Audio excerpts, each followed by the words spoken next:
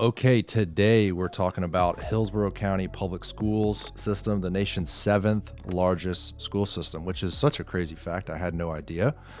We have the superintendent today of the school system as well as a student. So the superintendent, Van Ayres, and the student is Nate Clement. Guys, welcome to the show.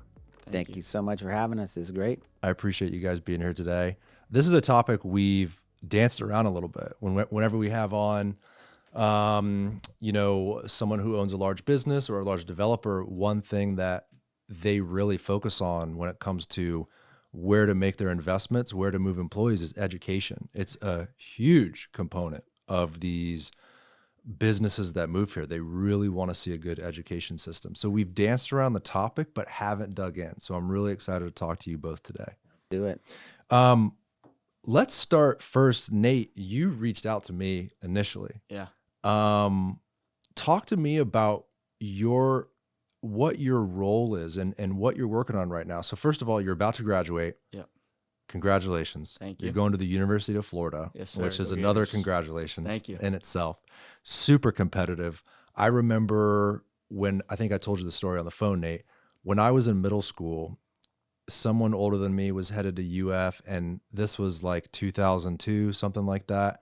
And the kid had like a 5.5 GPA. And even at that time, it was super competitive. I would only imagine it's more competitive now. Yeah. So that's amazing, man. Congrats to you. I You appreciate got to be a hard worker. What is your graduating GPA going to be? Right now it's a 7.08. 7.08. stuff. That's amazing, man. And so tell me what else you're involved in, Nate. I mean, you're doing a lot of stuff. Yeah. Class president, all that. Yeah. So first off, I play tennis and hockey.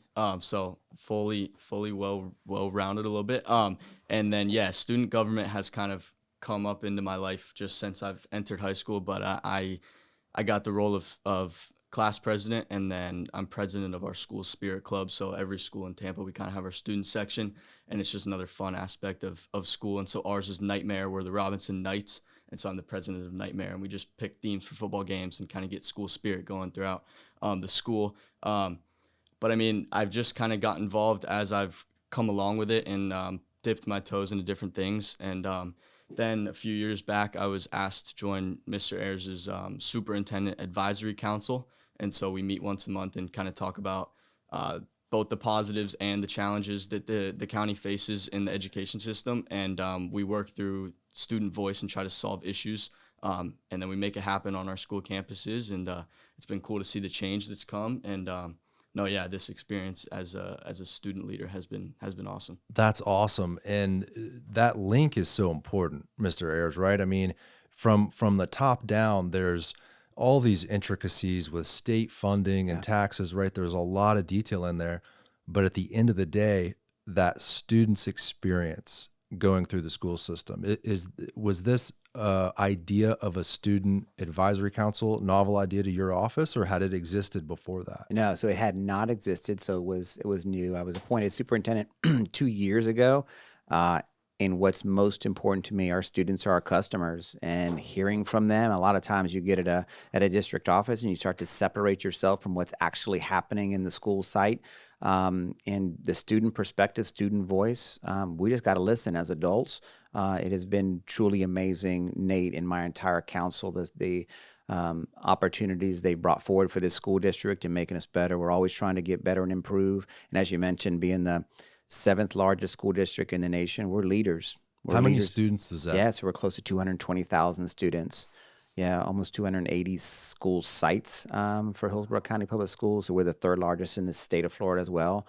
Miami-Dade's 1, Broward 2, and then we sit at the third largest in the state. And nationally, we're right behind your New York, L.A., Chicago, Vegas, and then there's us. Holy smokes. Yeah. And on this student advisory council, is there anything so far that surprised you and shocked you? Like, wow, we didn't really think of that. Well, yeah, I mean, every meeting basically has a subject. So how we kind of set this up is we'll usually bring to them, one of the ones we did recently, top of my head, was we did something on operations and how we function every day. People don't realize we transport 78,000 students every day in school buses. So it's a machine, and it amazes me at times to watch our machine run every single day. in transporting almost 80,000 students every single day. So we had one of our sessions was on operations, and the feedback that they gave on how to make us more efficient. Was remarkable, and we just had one of the topics. We were talking earlier. We had some earlier beginning of the year. We had some bogus threat anonymous stuff. We have an app through the state of Florida. It's called Fortify, and in that Fortify app is where students, if there's any reports of violence in a school or threats, they can get on that app and report it. And then we take, of course, every single one seriously. There were some students that were making anonymous threats that weren't threats. They were just bogus. And sadly, we take them all seriously. So the team, the advisory council just came up with some ideas. I'll let Nate, you talk through what advice he gave me, because we had to put him to a stop. It was totally disrupting our school campuses right before we had the hurricanes in October. It was right around September, where we basically, at the beginning of the year, acknowledged students that we're going to have this Fortify app where students, if they suspect any type of violence on a school campus, they can report that threat and we'll investigate it. But what was happening is we were getting some bogus threats that were coming on there, not only in Hillsborough County, but across the state of Florida. It was out of hand across the entire state, where they can go on and it goes onto a server. And then we get notified of these and we take everyone serious and we have to get in there and investigate them. If you want to talk through some of that, Nate. Yeah, I mean, so we're sitting at this meeting, right? And he comes up and there's clearly an issue that's going on, and students are being taken out of class because they're forced to go on lockdown because of these silly kids making these stupid decisions. And so we felt that a lot of the people that were making them might not know the actual impact or the actual consequence that they might face. And we thought that it's that we needed to voice that to the student body. And so what we did was we thought that we should make some sort of video, a series of videos, and we all kind of shared a quote, and we gave everyone kind of like don't do this. This is not a joke. This is no longer funny, right? You can't do this. This is serious threats. And so I think it was actually the most viewed video of the Hillsborough County Public Schools social media page, and there were people in the comments. Everyone started seeing it, and the hurricanes helped as well. But soon enough, we got the threats started diluting, and we got back to school, and everyone felt safe again, and there was no need to worry about a kid making a false threat and disrupting the school day. Right. Yeah. We got a heck of a community, and I will tell you, I mean, we don't do it alone. We got incredible Sheriff Chad Chronister. While we're dealing with that, he was phenomenal. Our mayor in the city, Jane Castor. It's all of us working together. We have a wonderful community here in Tampa. Couldn't be prouder to live here and work here, and we're all in it together here. Yeah. Well, safety is obviously hugely important. And this, you're describing moving 80,000 kids around and getting them to school, all these students.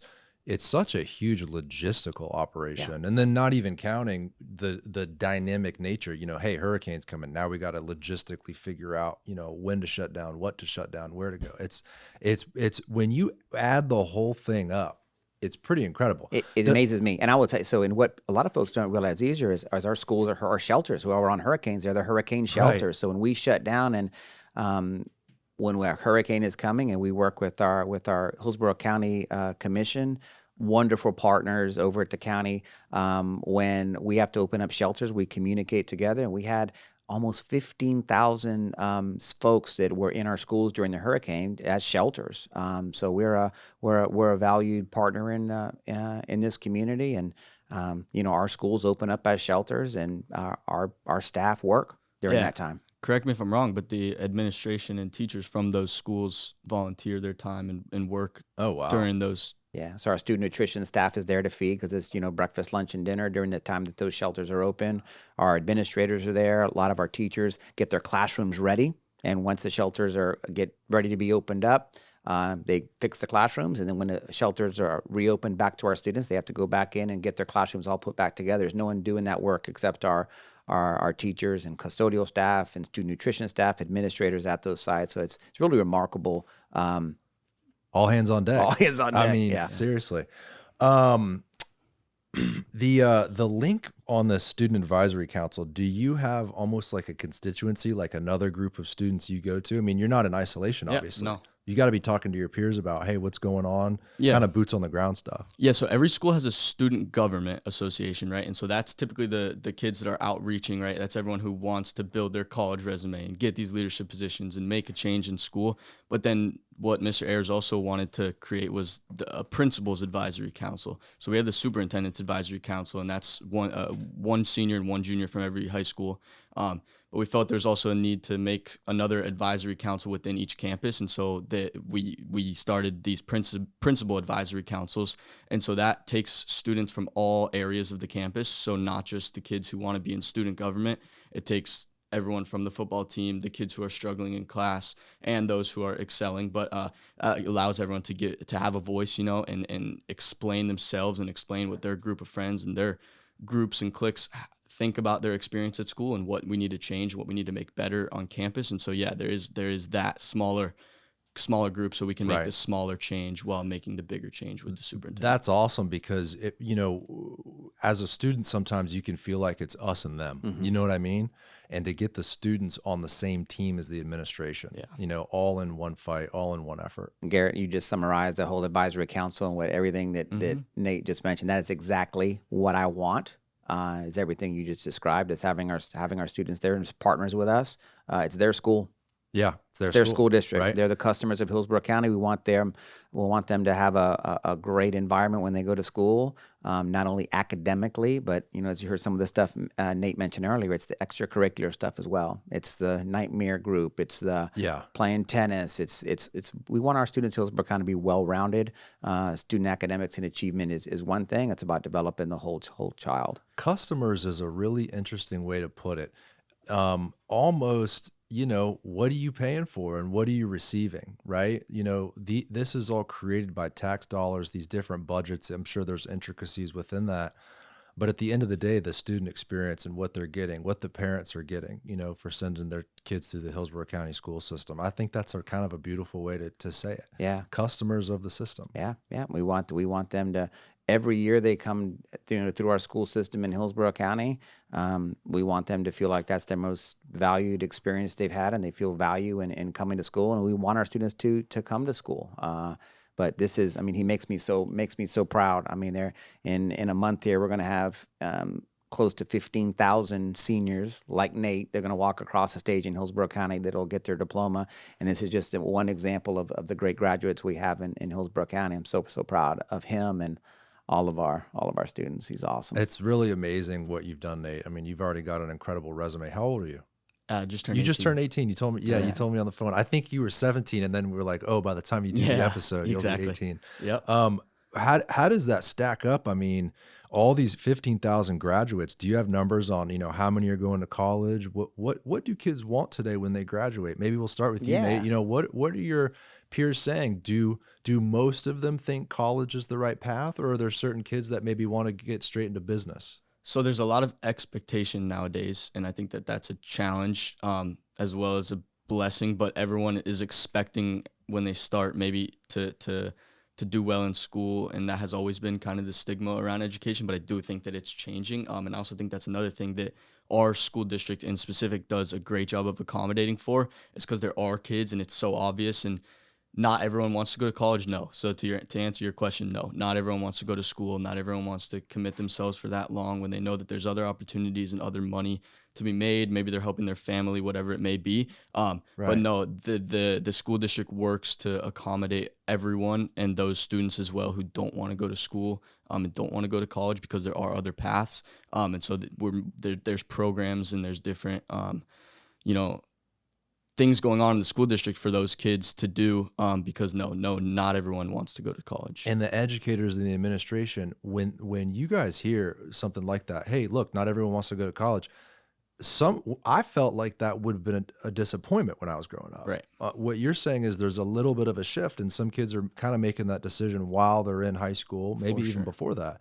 From an administration level, is that seen still as a disappointment, or are you trying to make options available kind of across the board? You nailed it, Garrett. So we want all of our students to graduate when they graduate in a month here. college or college and career ready, right? One of the options. So we have them prepared for both. They then make that decision. We're going to go out the college route or we're going to start our career. Our goal is really that they continue their education, whether it's through one of our technical colleges, they, then get their, career technical education. If it's a 4-year university, that's great, but prepare students that they have that choice to make one or the other. So our graduation rate's about 88% was just past year. So 88% of our students, the day they enter 9th grade, they have 4 years to complete. We graduate 88% of those students in that 4-year time period. Really proud of that. We're looking to get that number. Of course, our metrics up into the 90s here soon. But it's important for students to have that options and not be limited when they graduate. That they have that ability to, hey, if I want to go on to if I want to go to Hillsborough Community College, if I want to go on to a technical college and become, go to nursing school or become, going into welding, we have options that are available because not everybody needs to follow that traditional path. And I think that, as you mentioned earlier, maybe a few years back, it was like, trying to funnel everybody down this pathway when, you can have an amazing career without going to a 4-year university or track. More than ever today. Yeah, more than ever. Absolutely. That's cool that the school system recognizes that. And you basically kind of put the power in the students' hands. That's it. Like you guys it sounds like the Hillsborough County's goal is to set them up for success, but it's up to the student. It's their choice of what they want to do. College and career ready. I had another question back on public safety. Does Hillsborough County school system have their own law enforcement? Like, how does that work? I mean, you want to answer that first? Yeah, and I'll correct you. I'm sure you'll get it right. Yeah, I mean, no pressure. There is Hillsborough. There is, yeah. See, he knows it. There is. They do. For just going back real quick to all of those threats, they investigate every single one of those threats, and will go to students' houses. And there's a whole. Oh wow. There's a whole. I don't want to call it a police force, but there's a police force that occurs when we're not at school and when we are at school. So yeah. Go to those students' 100%. Houses who submit data like that on that app and actually follow through with an investigation. Absolutely. Wow. Hillsborough County Sheriff's Office or the City of Tampa works along with so Nate was 100%. We're correct. We have our own school security staff, our own TPD, as you may want to call it. We have our own staff, but on every one of our campuses, it's important for everyone to know, every one of our campus has an armed officer all the time. Yeah. Wow. Every day, elementary, middle, and high. In your high schools, you'll have a resource deputy. Whether it be if I'm in the city, it's a TPD officer that's there. That is their job. Is they are 100% full time on board. We have an armed officer in every one of on our campuses all the time, and that's a state statute. Elementary, middle, and high that we have an armed officer on campus because student safety is a number one priority, and we have a workforce that we've hired. So we have 23,000 employees total. If you figure between our teachers and bus drivers and custodial staff, a small percentage of them is our school security staff that works to keep our students safe every day. And they're part of what's really neat about it, Garrett, is that they are part of our school community. So talk about your resource officer real quick and how that interaction. I would love to everyone hear that. Yeah, so it almost seems as though those resource officers, their second job is to provide safety, and their first job is to integrate themselves into the school campus. And so, I mean, that comes in many forms. I mean, whether that's like inspiring, right, a kid to become a police officer or maybe try to be like this new role model who's been on campus. But yeah, no, they integrate themselves. They're high-fiving everyone throughout the hallways, and it's not like a police officer is there. It's more of just someone who's there to kind of keep an eye on everything, but they integrate themselves and become part of that community, and it just makes it even stronger than it was is. The best feeling in the world growing up, whether it was a janitor, a particular teacher, the headmaster, or even a safety official who would be friendly with the students and be on their team and kind of hang out, crack jokes.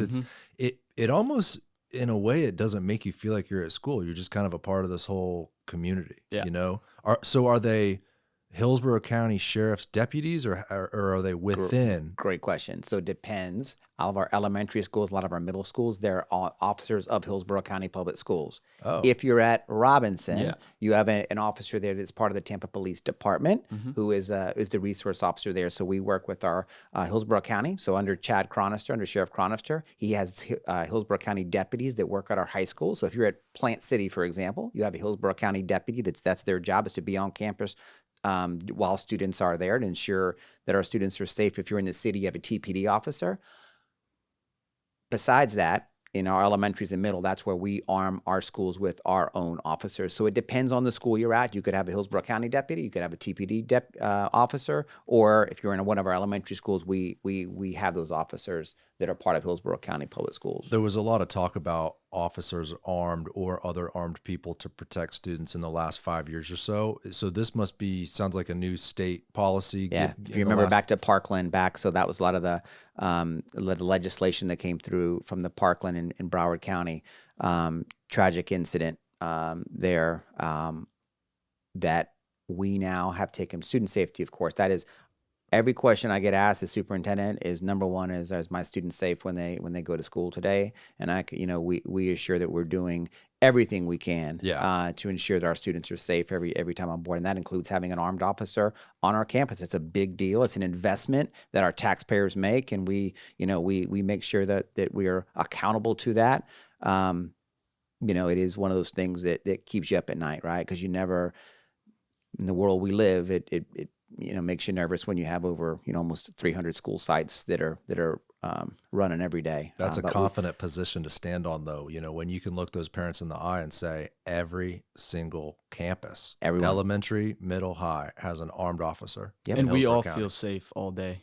We have Centegics, so all the teachers have these badges that they can press, and it's this pattern, and it locks.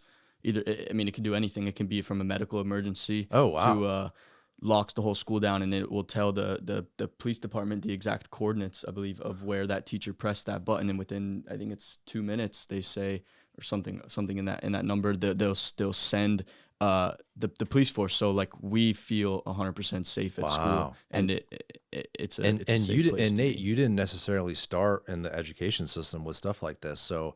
Has your confidence grown? I mean, what does it look like when all this stuff is integrated? Because it sounds like it's more than just an officer on campus. You've got a certain technology component to this. I'm sure training has been implemented in certain scenarios so the students understand what to do. Yeah, so I mean, I was privileged enough to get a brand new school for my last 2 years. So Robinson High School is just completely rebuilt, and it's beautiful. It looks like a college campus. Wow. But just to kind of answer your question, in each room of the new school, on the floor, there's different colored tiles. So one corner of the room will be a different colored tile, and that's the hard corner. So if there were to ever be a threat on campus, everyone in that classroom knows to sit on this black colored tile because that's our safe space, our hard corner. And the school was actually built in a way so, as an example, there's no windows in that area. Wow. So it's like a little mini fortress, so to speak. So yeah, and so the students are educated on where to go and what to do. And luckily enough, I can't say like, oh, it's completely changed the new edition, because I've always felt safe at school. So it's not like I've noticed a complete difference, and I think that's what administration does. Is they don't want to make it look like some complete change has occurred in the school, but it's always felt safe. Over time, that builds confidence. That's amazing. And Garrett, one of the things you probably noticed when you were in school is different now is all doors are locked always. Mm-hmm. So all classroom doors, when classroom instruction starts, when Nate's in his classroom, that teacher locks that door is locked. No one can get in from the outside because that door is locked. Where back in the day when I went to school, you probably were in school, that door was open. People could come and go. That door is always locked. And we actually have officials of ours, some of our security officers will go check. We do random checks to ensure that our teachers are locking their doors every day. Wow. Yeah, so we take it serious. It's not a joke. We take it serious. And I had forgotten, Nate had mentioned the Centegics badges. We have badges that our teachers, if there's alerts, either medical emergencies or need of a lockdown, if they see something, they can alert it right there. Gone are the days of only the principal can call 911. Everybody's armed, ready to, declare if there's something that's not deemed safe. And that Fortify app is so important, right? The safest a school can be is when the students are on board with public safety, and they know what to do, and they say something and they speak up. I mean, that right there is huge. Yeah. My this was maybe in the late 90s, but at risk of pissing off his friends, my cousin said something. This was in North Carolina. Again, this was a long time ago, but he kind of went against his little group of friends and said something when one of his friends mentioned, an act of violence was going to be committed. And I feel like an app like this is really important because it might take away a little bit of that peer pressure. where a student feels like, hey, I have a safe place to be able to put a tip Exactly. in, and I'm not gonna. There's no repercussions. And that's unless you're- what that video that we made did. Right. Was it kind of, it's not like an awkward thing. It's something you should do to keep your peers and everyone safe. And you have to do it in order to maintain the safety. And this app is all across the state of Florida. State of Florida app. That's correct. So we, at the beginning of the school year, within the first 5 days of schools, we trained our students. You know how we opening orientation in Nate's class. One of his teachers would have taken the Fortify app, put it up, shown students it's an app on their phone, and they can go in and put anything that they feel that's not right. They report it. It goes right to our school administrators, and they investigate it right away. Immediately. No time wasted. None. But how do you mix phones in school? Because right, it's a phone app. You know, and there's a lot of stuff on phones that have nothing to do with education. Yeah. So how That's another topic, right? I want to dig into it because it fascinates me. I mean, Yeah. I've got a baby. He's 2 years old. I have one more little boy on the way. And, you know, when they're a baby, you're not really thinking about education. But, hey, you know, turns 2 and you start thinking about these sort of stuff. How does this new technology with phones integrate? So we have policies. So I'll talk about elementary, and then I'll let you talk into high school experience with phones. Yeah. So elementary, they can't have it, period. When the school day starts, they have to have it put away, and it can't be out until the end of the day. So elementary, the answer is simple. They do not utilize phones, not even at lunchtime. They're gone, right? So middle schools as well. So elementary and middle pretty much have the same. High school is a little bit different. Nate, why don't you talk about high school and when you can use your phone and when you can't? I mean, so we're allowed to have phones at school. We're allowed to have them on our person. Some teachers will collect them at the top of the class, at the beginning of the class, but there's nothing more there's nothing better than a teacher who makes you want to not be on your phone. And I think that I have that. We have that in the system. And so when I walk into class and I'm motivated to not be on my phone, that really just makes the school experience that much better. But then there's always going to be those times, whether it's the teacher or the student, right, that they want to go on their phone. And so we work, and the teachers work to get rid of that. But I think it all stems from making the class desirable and making the kid want to be there. And from what I can tell in my high school experience, everyone wants to be there. And so phones don't become that much more of an issue in high school, just because you have a more mature kid and a kid who understands. Now, for the kids who don't, it's a struggle, and it's an ever-changing world, and there's AI and there's phones, and so that changes the way that school is being taught and learned and received. And so the students,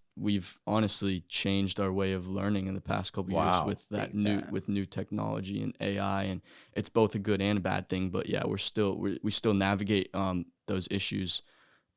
So it's left up to the teacher, essentially, in high school. In high school. Yeah, passing period. So when Nate's going to go from a second period class to his third period, he's allowed to take it out, have it out. You know, if he wants to send a text to somebody, he can. In high school, at lunchtime, they can have it out and utilize it.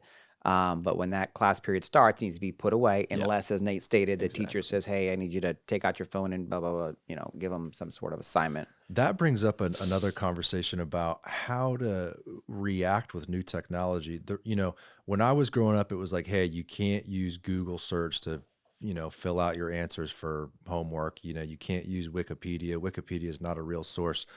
The technology today is so advanced and the information is so easy to come by. I mean, it's been a long time since I did some calculus, but I could go on YouTube and watch a video and reacquaint myself pretty easily without an educator teaching me. Mm-hmm. Man, that's an interesting line to walk, right? Where it's like, you know, we, as a school system, I'm sure you recognize the availability of information online, but then you must also place an importance on an educator, you know, with kids in a classroom, which is the same way it's been done for, you know, 100 years in this country. Right. So how do you marry those two worlds? Right. Well, they have to be married together. I mean, we need both, right? So it's important, research has shown, to have a classroom teacher. You know, we are in the environment we exist is to have we're a brick and mortar system. And how do you utilize the classroom teacher, but then also utilize the technology that is prevalent for our students when they go home? And like you mentioned, utilizing YouTube, and we need to use that on top of the instruction they're receiving in the class. You see it as a tool. Absolutely. It has to be a tool. That is, you know, in our vision for our school districts is pairing students for life, right? So after Nate gets out of high school, I mean, he's going to be utilizing YouTube. He's going to be utilizing social media. He's going to be using AI. So AI is another one we could talk for hours about that we're still trying to figure out of how our current education system, how AI fits into all that.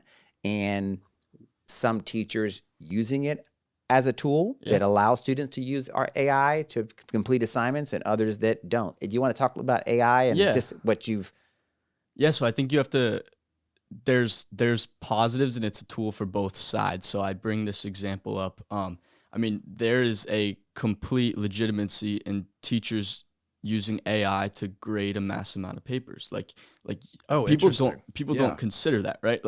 Like there are teachers who have 110 students in a school day and 110 papers to read, and is there a application or a technology that can help them increase their efficiency in that? And so the teachers are considering that, but also at the same time, students are considering that. And so like Mr. Ayres was saying, you can't get rid of it because it's part of our life, and you have to learn how to use it.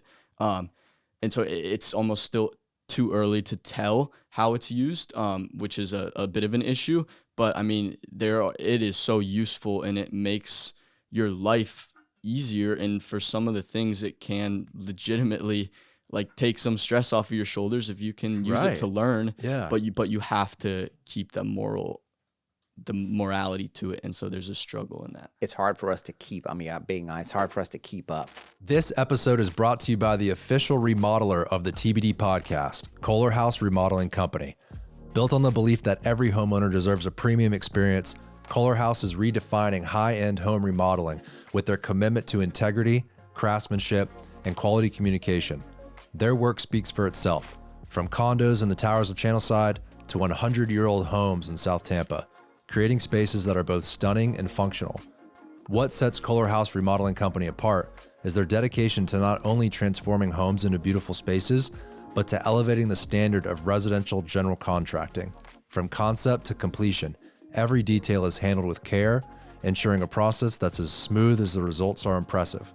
To learn more, check out our partner's website at kohlerhouse.net, KOHLERHAUS.net. This episode is sponsored by Chansey Architecture and Interior Design. Rooted in the heart of Ybor City for over 35 years, Walt Chansey and his team are trailblazers in their field. Beyond their work across the United States and the Bahamas, Chansey has shaped some of the most iconic residential and commercial spaces that serve as gateways to Cigar City, including Casa Marti and Casa Gomez. What sets Chansey Design apart is their ability to preserve the soul and character of historic buildings while seamlessly integrating modern design and functionality. They blend tradition with innovation, creating spaces that honor the past while meeting today's needs. Check out their work at www.chanseydesign.com.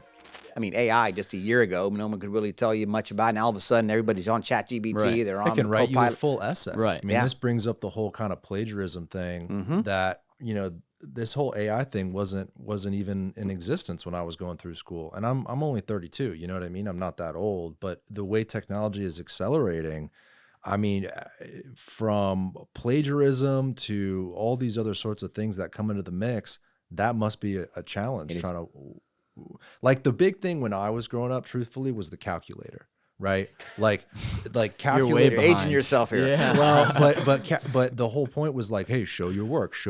Yeah. And all the students in the class are like, dude, why do we have to show our work? Like, we all have calculators. And then the iPhone started to come out and you got a calculator on your phone. And it was like, why do I need to show my work when I graduate? I'll probably never have to do the handwritten work again.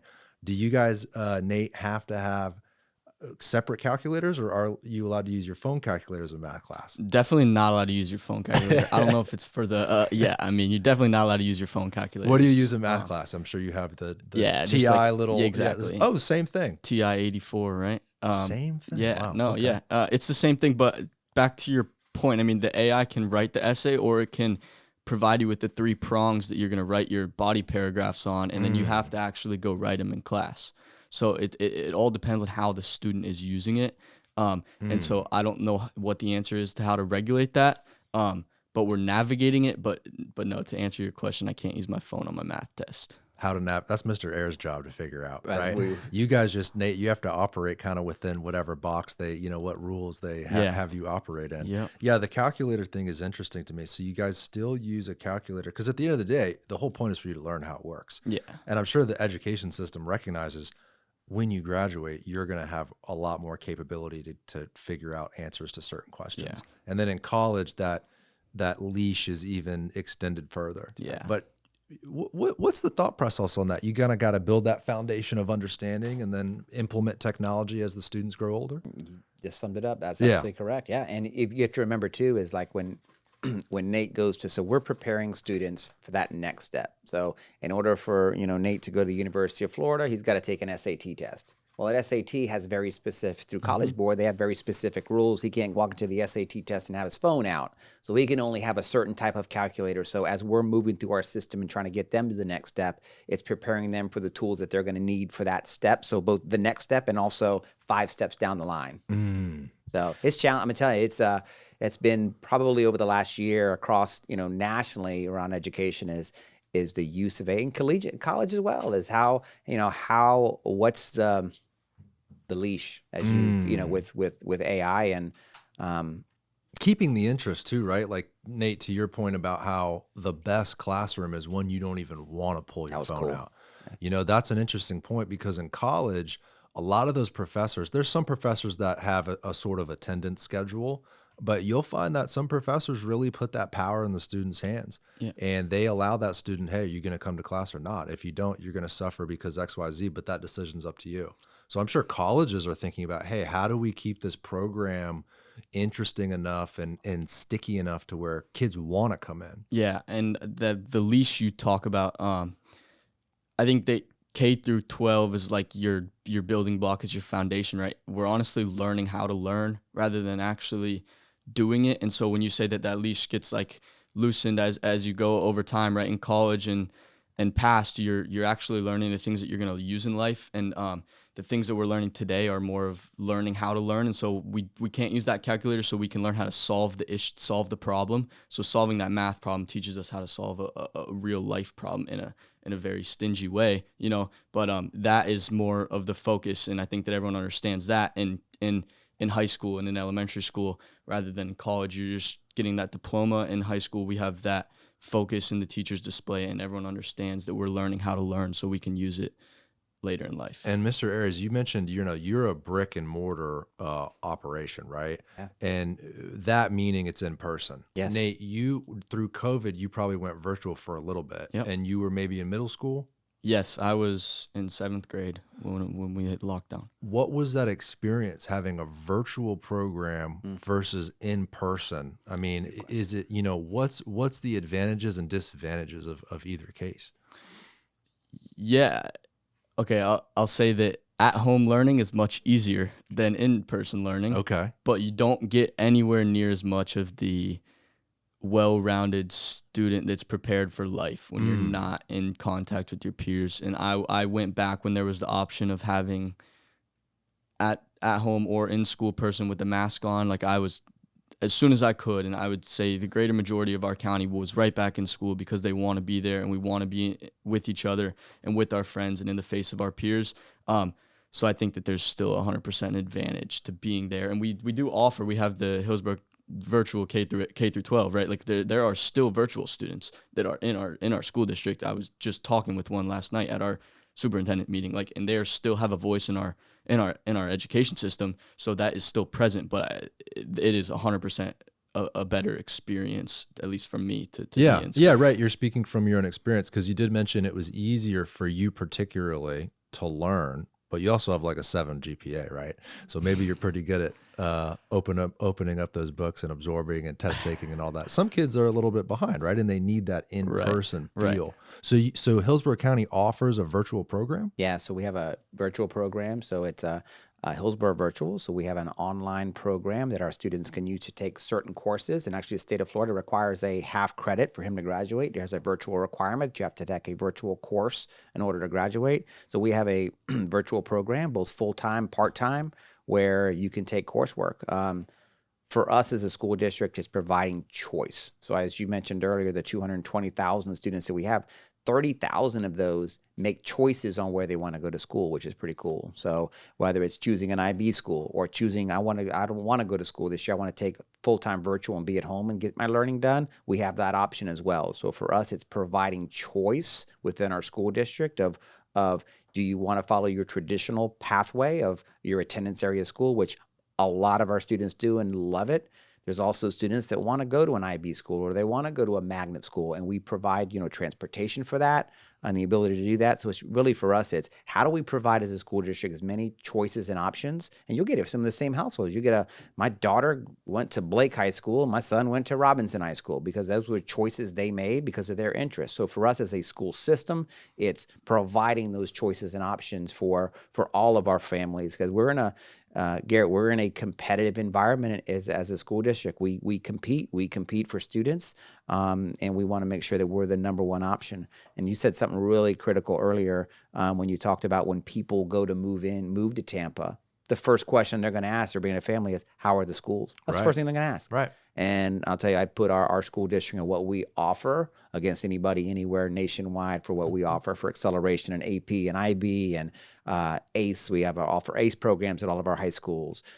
Collegiate Academy, where you can earn dual enrollment credit. So I was glad you mentioned that, because that is the first question I get meeting someone coming in is, what's the school like? What's the school like? And also another thing now is the growth metrics, right? I mean, Hillsborough County has like 1.4 million population. They just approved 1,200 more homes. More people are going to move here. It's a great place to live. We're blessed to already be here, but there's going to be a lot of people moving here over the next few decades. So Hillsborough County school system only needs more resources, more funding, more schools opened. I mean, how many schools? Garrett, I will tell you, thank you. The number one for superintendents, as you lead school districts, the number one thing that you always got to be mindful of is growth management, right? Do you have enough schools for the number of people, as you mentioned, that are moving into the area? So to kind of give an example, out in Waimama, out in the Waimama area, we're opening up a brand new high school that's going to open up in August. It's going to relieve Sumner High School and Leonard High School that have about 3,500 and 3,800 respectively in each. The new high school in Waimama called Morgan High School will open this fall and it'll relieve some of the overcrowded at Sumner and Leonard. We have a high school that's going to open in 25, a middle school in Waimama that's going to open in 27, and then an elementary after that. At the same time, Plant City growth as well. We have 3 properties for a new high school in Plant City, middle school in Plant City, and an elementary school in Plant City. So for us, it's always keeping up with growth, because what you don't want to happen as a school district is that you've got overcrowded schools, and you guys remember, I don't know if you know, Nate, but this thing called double sessions. It's when you have too many students. You'd say basically, and this is back, we had to do this as a school district back in the late 90s, where you would have, 9th and 10th graders, you're going to come from 6:30 in the morning till noon. Upper class, you come from, 12 until 4, and you split it up so your campus is not packed. Geez. We never want to get back to that. So it's always making sure we've got enough schools to accommodate all the growth for Hillsborough County. And Hillsborough County, we're lucky, number one, that everybody wants to live here. As a school district is keeping up with it and keeping up with that growth and building schools in accordance with the number of students that you have moving in, and always having your thumb on that, keeping on top of that is particularly challenging, because as you mentioned, new neighborhoods pop up. Here's 800 new homes that live here, and if they live here, guess what? They want a school there. Right. One thing I wanted to talk to you about is the educators themselves, right? Because it's one thing to build new schools, and you've got these students, 7th largest school district in the nation. Educators, though, how do you attract the talent to teach 220,000 students growing in the area? There's a teacher pay issue that was going around a few years. I believe something just was passed to pay teachers here more, which is fantastic. But attracting those educators has got to be paramount to the success of these programs. Absolutely. So nationwide and in the state of Florida, the number one issue I have floating for me right now is vacancies, teacher vacancies, is having the talent pool that wants to, the folks that are, when Nate gets out of college, does he want to become a teacher, right? And making that attractive, that they enter our school system, they become teachers, and we have opportunities for growth in our school district, from becoming a teacher to leading a school, leading your own school, like Mr. Brown over at Robinson. So we have opportunities within our school district, but it all starts with getting them in the door as classroom teachers to start with. And we have teachers that have been we have phenomenal teachers in our school district that have been a part of our school district for 30 years.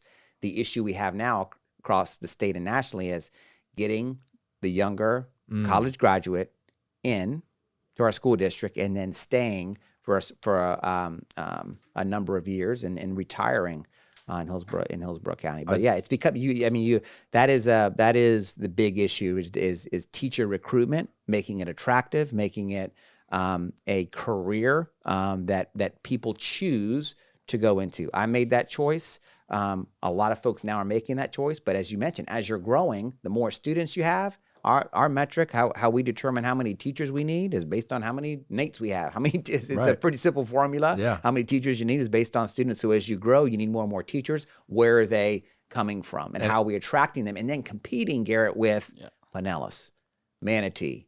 Because you live in Waimama, Manatee's right across. It's not far, so you can make that choice. As a teacher, it's very competitive, and our districts, great school districts in our Tampa Bay area, and we're all wanting to make sure that we got the best game in town, and teachers come choose us and teach great kids like Nate. And the last thing we want as a county is for an educator to live in Hillsborough and go work in Pinellas. And that was happening. And that was happening. Yeah. Yeah. And I wrote down the quote, wants to, right? Because these educators, it's not like it's the highest paying job, right? In a sort of way, it's a government job. It's a county job. It's sort of public service. It's not the sexiest thing in the world. So you have to provide that incentive structure, a competitive incentive structure, right? So we actually had teachers living in Hillsborough that would go to Pinellas because why? The pay was better over there. And so now what's changed here in Hillsborough? Yeah, so prior to Pinellas County, back from 2004, they had an additional $500,000, which was an additional property tax in Pinellas County that they would then use to increase teacher pay. We never had it ever, and we just got it passed this last fall.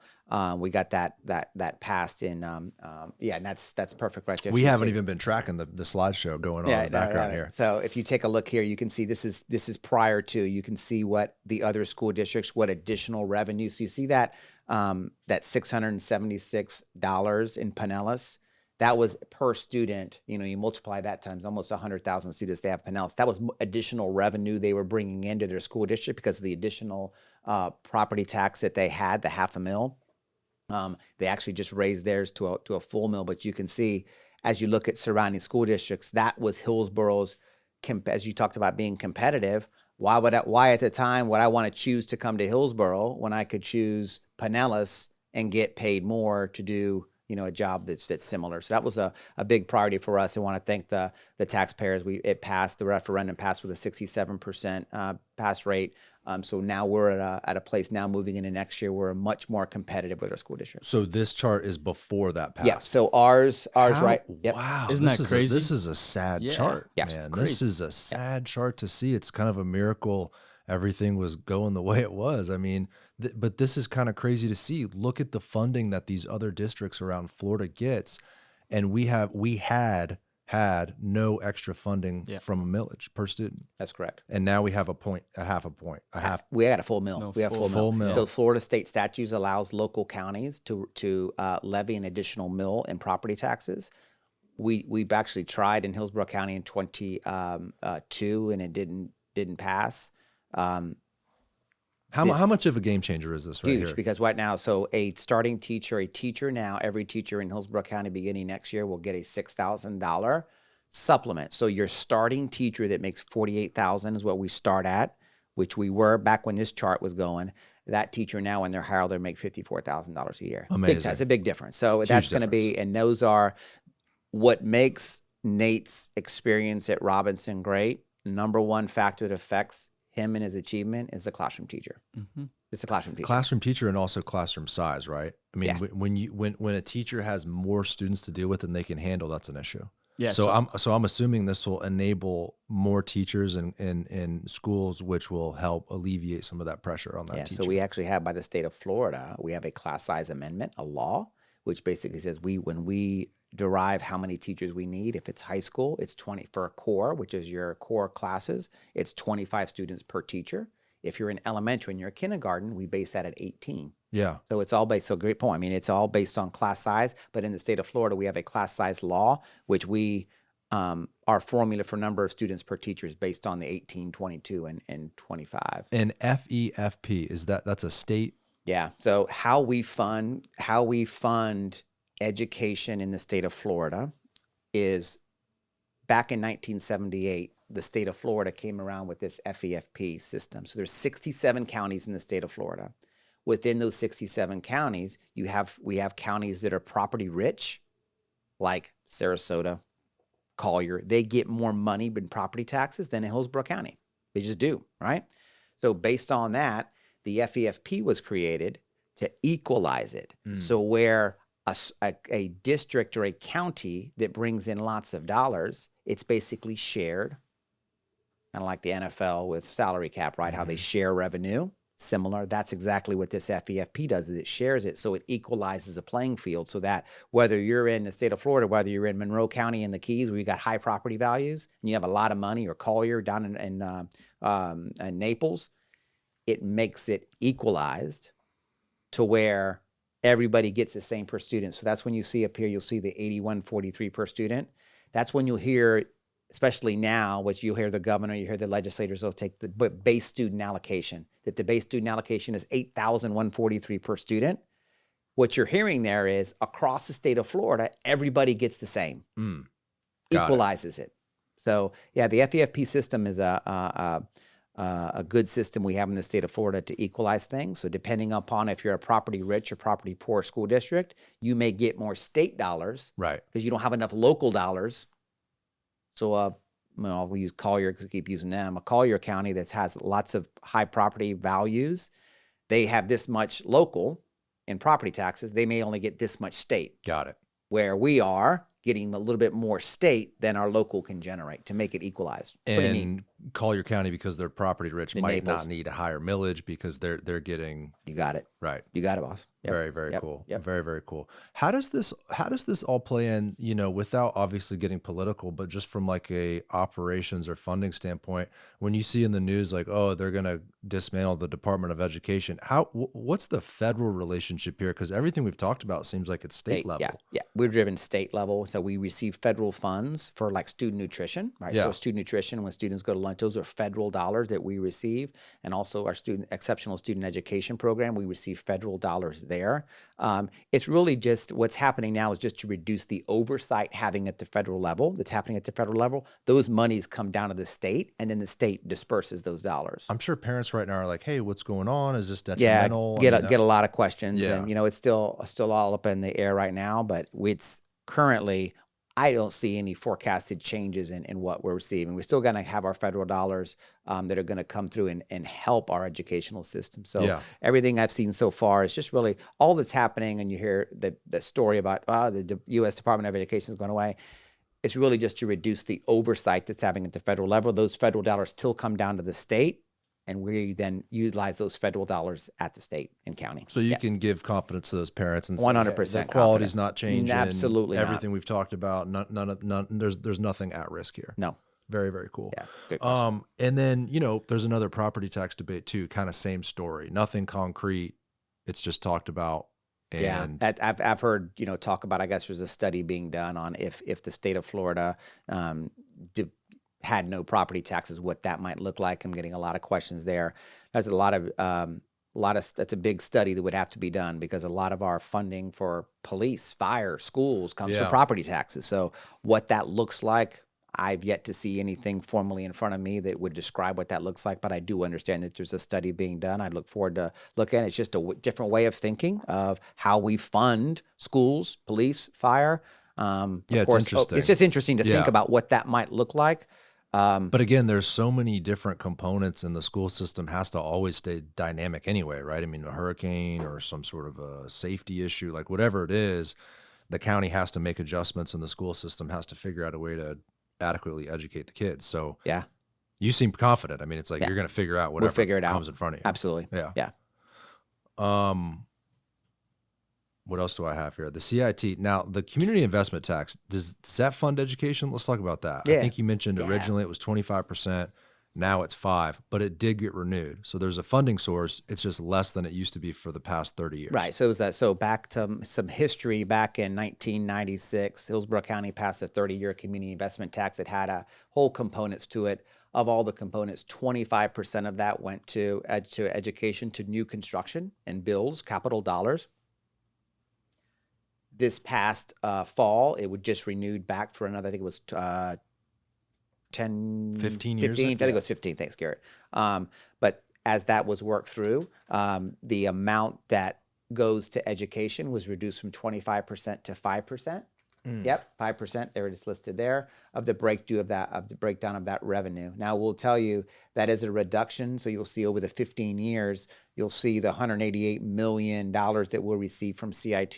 To put that in perspective, Garrett, that $188 million, the high school I just talked about, Morgan High School in Waimama, that's opening up in August, that was a price tag of $175 million to build that brand new high school out in Waimama. Wow. So we are lucky that in 2018 we did pass a half-penny sales tax, which brings in additional revenue for capital dollars. So we do have an additional revenue stream to help do projects like we did at Robinson, to help some of our buildings that are old, to kind of rebuild them and get them up to standard. So my whole thing though is all of this, a lot of it rides on these certain components happening together, meaning the CIT gets renewed, right? It goes from 25% funding to 5%. We've also talked about different sources of funding that are on a ballot. I mean, what would happen if the CIT gets renewed? Okay, you went from 25% to 5%. As you just mentioned, these schools are very expensive. But what happens if that millage didn't pass? I mean, the millage was on our operating side to be used for salaries, or CIT. This is capital, which is for building. So they're for different pots. Okay. So we basically have two pots. We have operating, which is our, that's how we pay for salaries. That millage that just passed is going to help us get our teachers competitive with that $6,000 bonus supplement we talked about. The other side is capital. The big one that's coming out, will most likely be on the ballot in 26, is the renewal of the half-penny sales tax that we passed in 2016. That's the one that helps us bring in additional revenue to help do projects on the capital side. So if building those new schools you talked about, yes, sir. All this population growth. Yes. Sounds critical. I mean, it is critical. It's critical to us. We would be, we've done, a tremendous amount of work over the last 8 years, and the money we've invested in our schools to make them look top notch. It's important. I mean, it's what a school looks like means a lot. It's got to be up to standard. It's got to look good. And those additional dollars we brought in, we've done a heck of a lot of work to get our schools air conditioners working. Last thing you want is the first day of school in August, and we got ACs that aren't working. And we've done a good job over the last 2 years of AC repairs, getting our schools up to par, up to standard. I mean, some of these schools are very old. Like my dad went to Wilson and Gorey, and when he was going through school, they would open the windows. There was no air conditioning back then. Retrofitting these old buildings, and then you just mentioned $175 million it costs to build a new school. Yep. High school. It's very expensive for the facility management. Yeah, the ATEM that was just built in South Tampa, ATEM K8, was about a $75 million price tag on K8. So what can people look out for on the ballot? Because we need to get behind this. Yeah, thank you. So that's going to be in 26. Most likely, we'll start getting that information out. Would be the renewal of the half-penny, half-cent. And it's a renewal. This is nothing new. Nothing new. That's correct. It's a renewal to fund these new schools, the capital improvement projects, old schools, air conditioning, etc. Can you look up a picture of Robinson, like the new built Robinson? You mentioned this a couple of times. I got to see this thing. Yeah. It sounds amazing. And Mr. Ayres, how much property? I know we're on the Tampa Bay developer. How much property is it? I know Mr. Farkas knows a lot about this. How much property is it that the Hillsborough County Public School we're the largest. owns? The Hillsborough County School System Hillsborough County School Board is the largest landowner in Hillsborough County. Holy smokes! Yeah, largest landowner. Thank you for bringing that up. Amazing. I can't remember what the number was, but I think Mr. Farkas said it was like 1,500 neighborhoods worth of land. Yeah. So there it is, right there. Yeah. I guess. It does look. Look like at that one down there on the middle bottom.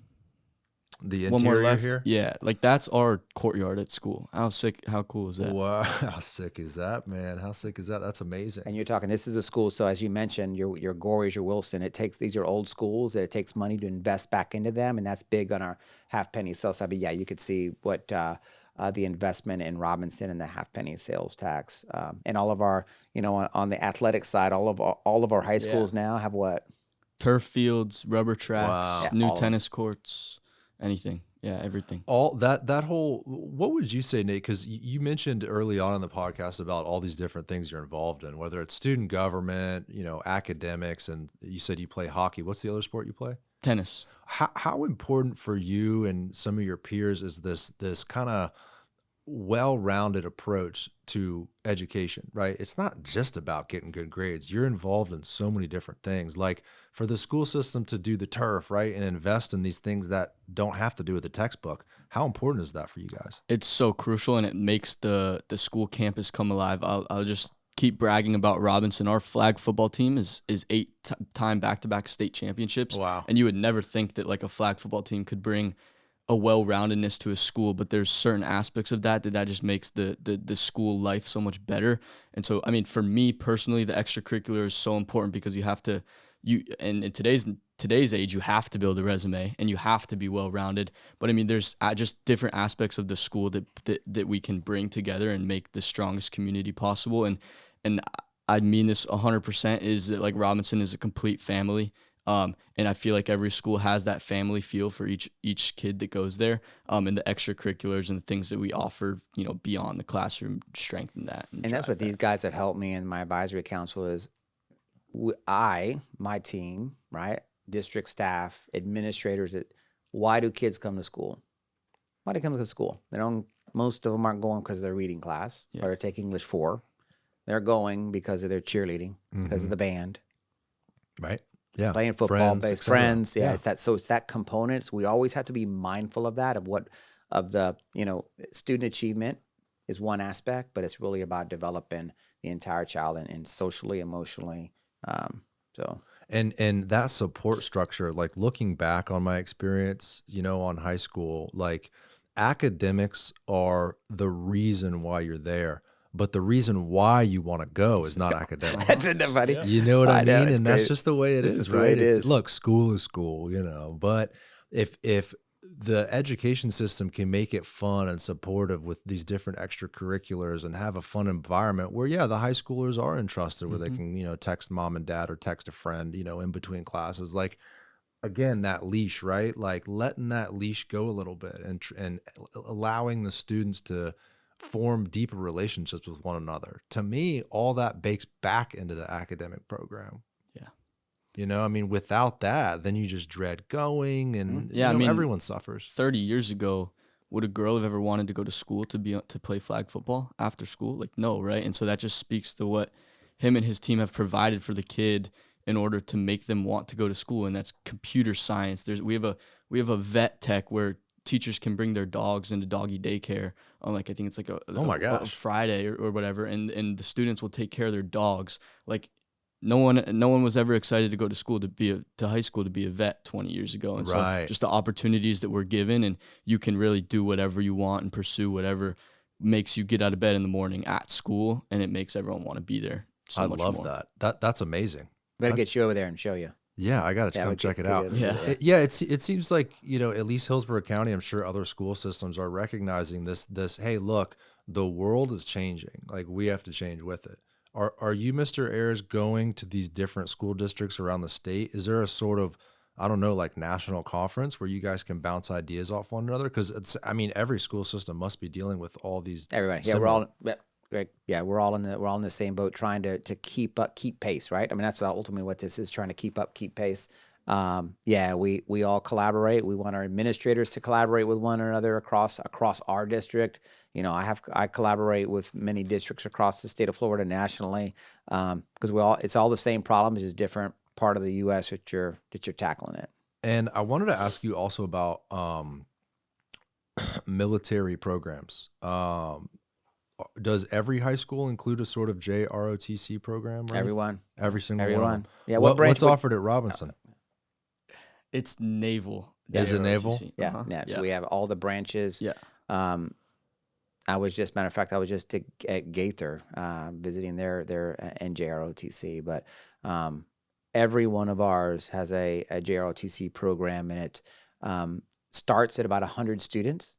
We have some of our programs at upwards of almost 200 that are part of JROTC Wow. programs. But yeah, every one of our high schools, and that is a claim for Hillsborough County. I don't believe that is something that happens in other districts, but every one of our high schools has a JROTC program, every one. I went through that program. I did an Awesome. Army JROTC program at Sarasota Military. So I actually was not at a traditional high school. I was at an Army, Cool. military academy for Yeah. high school, and it was cool. I mean, it was an interesting experience. Day to day, wearing the uniform and learning about discipline, leadership, and honor, and all these characteristics that you take with you through life. I thought it was a great program. I didn't want to go further with it. And I had a lot of kids that graduated with me that did, but man, it's an awesome program. Do you have any friends in the program, Nate? Yeah, no, yeah, for sure. There's and another cool thing I just wanted to mention this is in our JROTC program, there are some of our IDD intellectual and developmental disorders, like our special education kids that are in the ROTC program. And so like yeah, it's just totally a thing that is at school that people join and everyone is able to be in. And yeah, I know people who are in it, and they walk out the flag at the football games and Very stuff, and cool. it just gives everyone something else to be a part of. I think it's something else to be a part of. That's what it is, right? I think the more programs, period, an education system can offer, the better. There's nothing worse as a student, just reflecting back on my time, when you feel like there's not a sort of box you can fit in. Yeah. Like if you feel like you don't belong or there's no association to be a part of, it's kind of like, I don't know, it's damning in your life when you're so young, to feel like you can't join something. And so I think the more programs, the better. Yeah. That's the challenge. That's the challenge on our end. Is that's the advice you give to all of our students as they enter either elementary, middle, or high. Get involved. Yeah. Get involved in something. Whatever you're interested in. Something. And it's up for us it's like, how do we provide all those opportunities for all these different things, whether it's joining being part of the chess club, Right. whether it's, cheerleading squad, it's whatever that is. For us, the challenge is always, you mentioned, keep up with the times. Flag football was something we brought it up. We're a leader in Hillsborough County with flag football and having a girls flag football nationally. We just had a Robinson just went to, this was 2-3 years ago. They went to Oregon to the Nike because they at the Nike opening of football season back 3 years ago in August. But yeah, Hillsborough County's a leader, and I got to give a shout out to Brian Ford, the Glazers, Buccaneers. They have been outstanding partners with us. We have a whole flag football thing that they host over at One Buck Place. They're great partners with us. That's awesome, man. Very cool. Well, listen, we hit it all today. I think we've been rolling over an hour, man. This has been so cool. One of my favorite episodes, truthfully. This was interesting. I mean, I think I learned more today about education than I ever have in my life. Tell you the truth, when I was in high school, I was the opposite of you, Nate. Again, I've said it like 3 times on the podcast, but I commend you for being as successful as you have early on in your life. You are set up, man. Just continue that passion. You'll be at UF this year, right? You probably start in fall. Yes, sir. Yeah. So have you gone up? I mean, I'm sure you visited the school, and do you know exactly where you're going to live? I don't know where I'm gonna live. I have a roommate. We're still in we registered for housing, but it hasn't come out yet. I've been there. I'm excited. Just won the Natty, the basketball team. Super exciting time to go to UF too, man. And you're gonna find that you have that, like I mentioned earlier, that new level of independence, that leash, right?